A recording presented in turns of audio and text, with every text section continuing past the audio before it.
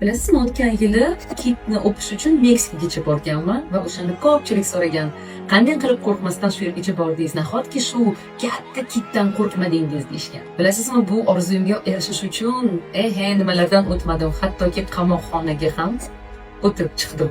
Hammasi haqida hozir aytib beraman. Agar shu rolikni oxirigacha ko'rsangiz agar tushunib olasiz. Orzuning masshtabi unga erishish masofasi, uzoqligi yoki puli bilan o'lchanmaydi. Boshqalar uchun imkonsiz bo'lgan tomonga siz qanchalik borishga tayyorligingiz bilan o'lchanadi aslida. Hammasi shunday boshlandi. Bir kuni Instagramda bir odam ulkan kitni o'payotganini ko'rib qoldim. Ichimdan shunaqa bir tuyg'u o'tdi. Bu hayrat tuyg'usi emasdi. Bu o'sha holatni yashab ko'rishga tashnalik hissi edi. O'sha payt bu men uchun dedim. Boshqalar uchun bu umuman mantiqsiz bo'lishi mumkin, lekin men uchun yangi qalb orzusi paydo bo'ldi. Kitni o'pish istagi. AQSh vizasini oldim va birinchi marta turmush o'rtog'im bilan Lotin Amerikasiga uchdik. Biz Braziliyadamiz, azizlar. Butun Braziliyani aylanib chiqib, Rio karnavallarini ko'rib, keyin Meksikaga uchishimiz kerak edi. Ana shu yerda muammo boshlandi. Rio-de-Janeyrodan Meksikagacha to'g'ridan-to'g'ri hech qanaqa reys yo'q edi va biz Kolumbiyaning Bogota shahri orqali tranzit bilet oldik. Bizni nima kutayotganini umuman bilmagan edik, chunki bizni samolyot trapidan Bogota politsiyasi ushladi va tranzit qoidasini buzganimiz uchun, vizasiz bu yerga kelganimiz uchun politsiyaga olib borishdi. Tabiiyki reysdan qoldik va bir kecha muzday sovuq xonada qolgan narusheniya qilganlar bilan bir xonada tunadik. O'sha kuni kayfiyati tamoman buzilgan erim, ya'ni o'zini mahbusdek his qilgan erim, hech qanaqa kit ko'rishga bormayman. Tamom, uyga qaytamiz dedi. O'sha kitingda deb men qamoqda o'tiribman, shuning uchun bu menga kerak emas va qiziq emas dedilar. Ertasi kuni politsiya bizni ikkita mahbusni Cancun reysiga birinchi bo'lib o'tkazdi. Cancunga keldik. Lekin erimning qarori qat'iy. Men shu yerda 2 kun dam olaman va uyga qaytaman. Kitgacha 500 kilometr qolgan joyda yo'q dedi. Приехали в Канкун и целый день плакала. Я хочу запомнить это. И не поехать к китам. Хотя все оплачено. Все. Перелеты, тур. Все. 2 kun yig'ladim, yalindim. $6000 pulimiz qo'yganini aytdim. Farqi yo'q. Bormayman deb uyga qaytib keldik. Hozir o'ylasam, yaratgan meni o'shanda bejiz to'xtatmagan. Shoshma. Sen hali o'z masshtabingga tayyorlanyapsan degan ekan. Haqiqiy orzular hech qachon yo'qolmaydi, bilasizmi? Ular kutadi. O'z vaqtini va vaziyatini kutadi. Yana AQSh vizasiga topshirdim. Vizani olib 2025-yil fevralda 2 o'g'lim bilan Toshkentdan Istanbulgacha 5 soat, keyin Mexikogacha 13 soat uchib bordik. Mexikodan La Pasgacha yana uchdik. U yerdan mashina arendaga olib 6 soat Lareta shaharchasiga bordik. Bir kecha Laretaning otelida qolib, ertasi kuni umrimda ko'rmagan quyosh chiqishini ko'rdim. Cheksiz okean, delfinlar, dengiz mushuklari. Meksika meni kutib turganini shu onda his qildim. Lekin kitlargacha hali ancha bor edi. Mashinaga o'tirib 6 soat Guerrero Negro shahriga qarab yo'l oldik.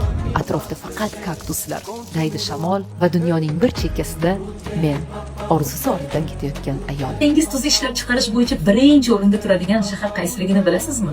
Bu Guerrero Negro. Shu yergacha yetib keldik. Bir uyni ijaraga oldik. Kitlarga tur qilib beradigan kompaniyaga borib joyimizni bron qildik. To'lovlarni amalga oshirdik va ertalab soat 7 da issiqroq kiyinib, kitlar bilan uchrashuv uchun yetib keldik. Kimdir hozir meni eshitib, nega zarilma deyishi tabiiy. To'g'ri, siz uchun umuman zaril emas. Men uchun esa bu o'zimga bergan va'da edi.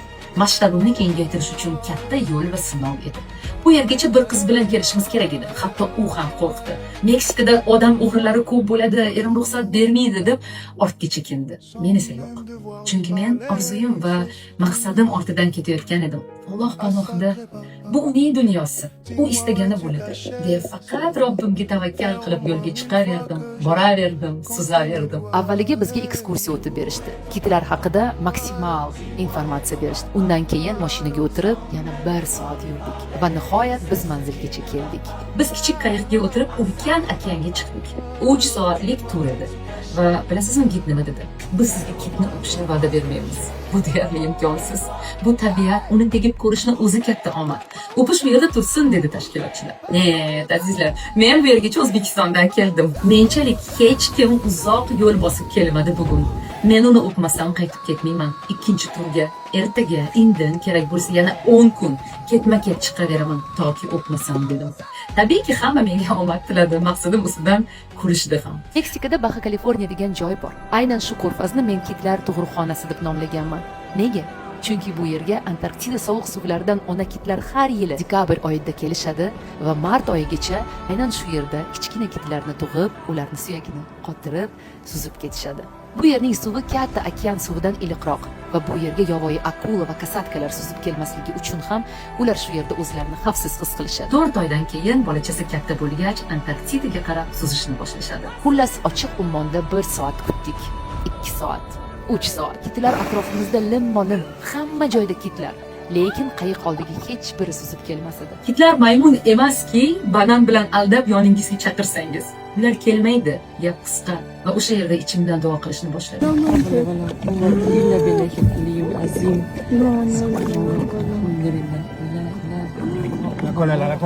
Duoning kuchini va mo'jizasini bilasizmi? Menchalik hech bir odam ko'rmagan bo'lsa kerak. Ichimdan Allohga bog'landim. Ey yaratgan egam, bu dunyo seniki. Bu kitlar, okean, hamma seniki. Senga oson-ku. Men shu yergacha keldim. Sen bilan keldim. Agar xayrli bo'lsa, shu kitni silasam, o'pib ko'rsam, ruxsat ber dedim. Shu payt o'g'lim ortimizdan kit kelayotganini baqirib aytdi qayiq haydovchimizga va atrofimizda ulkan kit paydo bo'ldi va qayig'imiz ortidan suza boshladi. Unga Mauricio deb nom berdik. ¡Ay, Mauricio! ¡Mauricio! Поцелуйте его! Butun qayiq uni shu nom bilan chaqirishni boshladi. Go'yo u kit emas, eski qadrdonimizdek.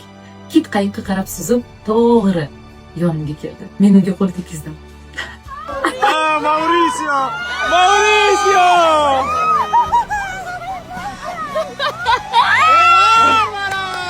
Men bu taassurotni sizga yetkazib bera olmayman. Uni o'pdim. Bir emas, 20 martalab o'pdim. Сбылась моя мечта. Я, наверное, поцеловала кита раз 20. 20 marta o'pdim. U ham ketmasdi. Oldimda o'tirardi. Go'yo Xudoyim, bitta kitmi senga? Mana, u qancha xohlasang shuncha mehringni ber degandek edi.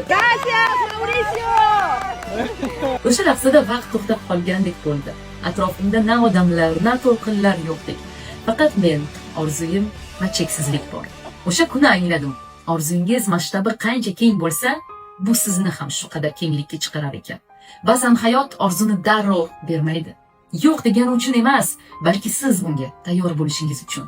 Toki darajamiz va masshtabimiz kengaymasa, orzu ham orzuligicha qolaveradi. Agar hozir sizga orzungiz juda g'alati yoki qo'rqinchli tuyulsa, balki u siz qo'rquvingizdan ko'ra kuchliroq bo'lishingizni kutayotgandir.